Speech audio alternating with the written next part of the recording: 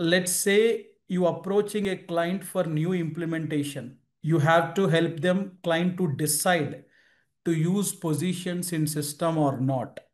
So this is again subjective to the client requirement. First, we have to explain to the client the two concepts, difference between job and position. Job ఏంటి, position ఏంటి? పొజిషన్లో additional advantage క్లయింట్కి ఏమొస్తుంది compared to job? So job is a very generic kind of designative titles we can maintain. But positions అన్నప్పుడు very specific granular level identification of that job role, అది position మనకి.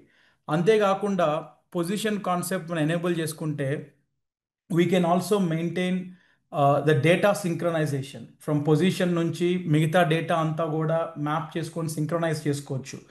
అట్లాగే manager కాన్సెప్ట్ని position ద్వారా maintain చేసుకోవచ్చు, right?